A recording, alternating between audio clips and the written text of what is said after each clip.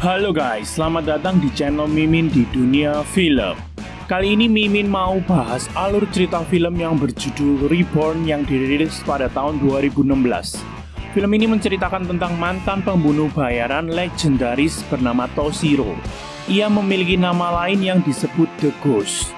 Ia berhenti dan memutuskan untuk menjadi penjaga toko yang tagline-nya "Selamat datang di Indo." Bukan ya. Kehidupannya yang damai itu pun tidak berlangsung lama karena masa lalunya. Orang yang ia cintai menjadi terancam. Akibatnya, Babang Gondrong ini pun harus kembali melakukan aksi dan misi terakhirnya untuk melindungi orang yang ia cintai. Sebelum lebih lanjut, jangan lupa klik tombol subscribe buat Mimin ya guys, biar Mimin makin semangat bikin channel lainnya buat kalian. Mimin tungguin nih.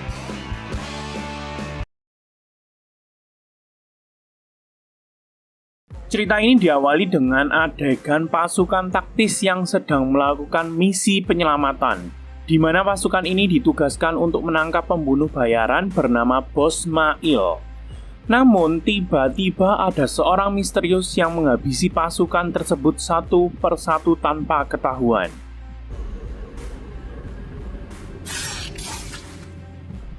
Lalu kita diperlihatkan dengan seorang gadis memakai jas hujan berwarna kuning bernama Sachi yang sedang berjalan sendirian. Ia menemukan seekor kucing yang sudah meninggal akibat tertabrak. Karena masih polos dan lugu, Sachi pun menguburkan kucing tersebut di dekat pantai. Setelah ia menguburkan kucing itu, ia pergi ke toko tempat pamannya bekerja. Paman Sachi ini bernama Toshiro. Sachi hanya memiliki pamannya karena sudah tidak memiliki orang tua. Sachi dan pamannya pergi ke warung makan milik Pak Jamal untuk makan malam. Mereka menghabiskan malam sambil bermain bersama. Di tengah malam, Toshiro mengingat masa lalunya pada saat ia masih menjadi salah satu anggota The Ghost.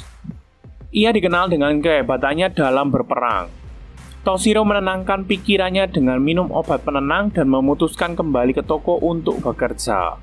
Tapi di sana bukannya ia fokus, ia masih memikirkan masa lalunya sampai-sampai menakuti pembeli yang ingin membayar.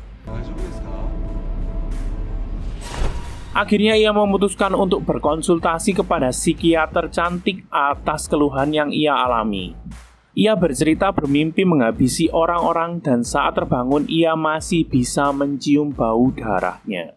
Keesokan paginya saat ia sedang bekerja, datanglah pelanggan yang menodongkan pisaunya ke Toshiro. Wah, cari mati nih pelanggan. Mereka nggak tahu aja Toshiro nih bisa habisin mereka dalam waktu singkat.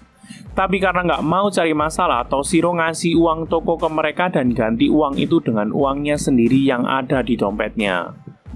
Pada siang harinya, Toshiro dan Sachi berada di rumah sakit mengunjungi Ken, teman Toshiro. Ken terluka karena dulunya melindungi Toshiro saat masih berada di pasukan khusus.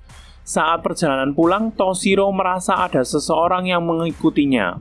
Toshiro menyuruh Sachi untuk pulang terlebih dahulu. Sachi. Nani? Saat Toshiro mencari orang yang mengikutinya, tiba-tiba Toshiro ditembak oleh seorang perempuan dari belakang. Tidak hanya sampai di situ, ada seorang lagi yang berusaha untuk menembaknya. Namun, di sini kita diperlihatkan dengan kemampuan Toshiro sebagai agen khusus. Ia mampu menghindari semua peluru yang ditembakkan tepat di arahnya.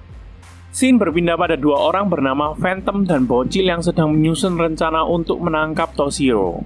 Phantom adalah seorang jenderal dan mantan bos dari Toshiro. Toshiro merupakan agen paling kuat yang berada dalam kepemimpinan Phantom. Bocil itu sendiri adalah anak buah Phantom.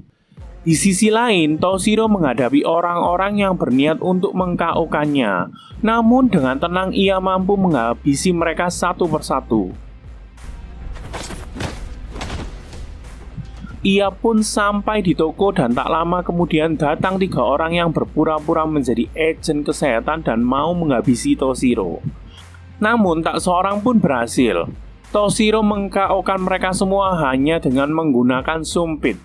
Tak lama kemudian datanglah 2 orang bernama Orson dan Hikaru. Mereka datang bukan untuk menghabisi Toshiro, melainkan untuk menawarkan bantuan kepada Toshiro. Mereka diminta oleh Ken untuk menjaga Toshiro dan melindunginya dari orang-orang yang mengincar Toshiro. Toshiro pergi untuk menelepon Sachi. Tiba-tiba datang seorang perempuan dan langsung menyerang Toshiro. Namun perempuan itu kembali KO di tangan Toshiro. Toshiro melanjutkan pembicaraannya bersama Sachi dan menyuruh Sachi untuk bersama Pak Jamal karena ia tidak bisa pulang ke rumah. Sementara itu Orson dan Hikaru sedang menyiapkan senjata untuk Toshiro dan membicarakan Toshiro saat masih menjadi pasukan khusus. Di tempat lain, terlihat Phantom dan Bocil yang memikirkan cara untuk menangkap Toshiro. Lalu ia mendapat pesan dari seseorang yang bernama Budi. Budi mengatakan bahwa Toshiro adalah incarannya dan mereka tidak boleh mengganggunya. Budi ini adalah orang yang memiliki kemampuan setara dengan Toshiro dan ada dalam satu pasukan yang sama dengan Toshiro dulunya. Saat ini mereka sedang bermusuhan karena memiliki tujuan yang berbeda. Toshiro pun pergi ke rumah sakit menemui Ken. Di sana Ken menawarkan diri untuk ikut bertarung bersama Toshiro. Namun dengan keadaannya, Toshiro menyuruh Ken untuk tetap di rumah sakit. Toshiro kembali kepada Orson dan Hikaru dan mengajak mereka untuk mengambil beberapa senjata. Keesokan paginya saat Sachi keluar rumah, ia didatangi Bocil dan membawanya ke tempat yang lebih aman. Lalu Pak Jamal menelepon Toshiro dan mengabarkan bahwa Sachi menghilang. Toshiro yang mendengar itu pun terlihat santai dan menjawab jika Sachi sedang ada bersamanya. Orson dan Hikaru yang ada di sana menjadi bingung karena mereka tidak melihat Sachi di sana. Keesokan harinya, mereka menyusun rencana untuk menyerang markas Phantom yang terletak di tengah hutan. Orson dan Hikaru menyusup dari samping dan Toshiro akan memancing perhatian anak buah Phantom yang sedang berjaga. Saat mendengar jumlah anak buah Phantom yang berjumlah ratusan, Orson dan Hikaru kehilangan kepercayaan diri mereka. Namun sebagai pemimpin, Toshiro mengatakan bahwa adrenalin yang berlebihan akan membuat mereka takut. Jadi jangan biarkan rasa takut itu menguasaimu. Seorang pejuang harus bisa mengatasi rasa takutnya. Mereka pun menghabisi pasukan Phantom satu persatu. Untuk memancing pasukan itu, Toshiro menembakkan pistolnya ke atas dan memancing semua pasukan itu untuk pergi ke arahnya. Pasukan itu pun terpancing dan pergi ke arah Toshiro. Namun seperti yang kita duga, Toshiro mampu menghabisi mereka semua. Orson dan Hikaru pun juga ikut menghabisi pasukan taktis itu. Mereka menembakkan senjata mereka dengan brutal. Di tengah pertempuran terlihat Budi ikut menghabisi pasukan taktis, tapi Budi memiliki agenda lain. Ia melakukan itu dengan tujuan untuk meng-KO-kan Toshiro. Hikaru berpisah dengan Orson. Ia bertemu dengan Bocil dan bertarung 1 lawan 1. Walaupun Bocil ini terlihat seperti anak kecil, namun ia memiliki kemampuan di atas Hikaru dan akhirnya ia mampu meng-KO-kan Hikaru. Kembali ke Toshiro, kita diperlihatkan Toshiro yang masih melawan pasukan taktis yang ada di sana. Ia mampu melawan mereka semua tanpa terluka. Toshiro pun juga mampu menghindari serangan peluru yang mengarah kepadanya. Toshiro pun akhirnya berhadapan dengan Bocil yang meng-KO-kan Hikaru. Namun karena Bocil itu memiliki kemampuan di bawah Toshiro, Toshiro pun mampu melawan Bocil tersebut dengan sangat mudah. Saat ia akan dihabisi, Bocil itu hendak meledakkan bom yang ada di tubuhnya. Toshiro dengan cepat memutuskan kabel bom sehingga Bocil itu tidak bisa meledakkan dirinya. Selain itu, Toshiro bertemu dengan Orson dan menyuruh Orson untuk masuk terlebih dahulu, sementara Toshiro akan menghabisi pasukan Phantom yang ada di luar. Setelah ia menghabisi mereka semua, Toshiro melihat seorang pasukan taktis yang mengikutinya dari belakang. Namun Toshiro tidak memperdulikannya dan pergi begitu saja. Ternyata pasukan itu adalah Budi. Toshiro pun masuk ke dalam markas tersebut dan menghabisi mereka semua. Ia pun berhasil menemukan Sachi, namun ia harus meninggalkan Sachi lagi. Ia harus menemukan Phantom dan menyelesaikan urusannya. Toshiro menyuruh Orson untuk melindungi Sachi dan membawanya ke markas. Saat hendak berhadapan dengan Phantom, Toshiro dihadang oleh Budi dan akhirnya mereka berduel 1 lawan 1. Dengan pertarungan yang sengit dan adu kecepatan, Budi mampu mengimbangi kemampuan Toshiro. Pertarungan terjadi sangat sengit dan pada akhirnya Toshiro mampu mengalahkan Budi. Toshiro akhirnya pergi dan menelepon Saji, namun siapa sangka ia dihadang oleh Phantom. Phantom yang sadar tidak bisa mengalahkan Toshiro pun mengandalkan kemampuan hipnotisnya. Ia berusaha menghipnotis Toshiro dan mengeluarkan pisaunya.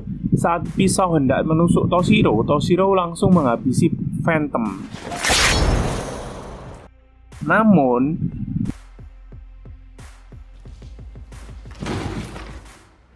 di akhir film kita diperlihatkan Saji bersama Orson yang ada di pantai dan mengenang Toshiro yang telah melindungi mereka. Meskipun Toshiro sudah tidak ada bersama-sama dengan Saji, namun Toshiro akan tetap ada di hati Saji. Mereka pun berjalan pergi dan film pun tamat. Sekian film kali ini guys, sampai ketemu di alur cerita film lainnya. Jangan lupa klik tombol like dan subscribe channel Mimin. Tekan lonceng agar kalian update dengan video Mimin.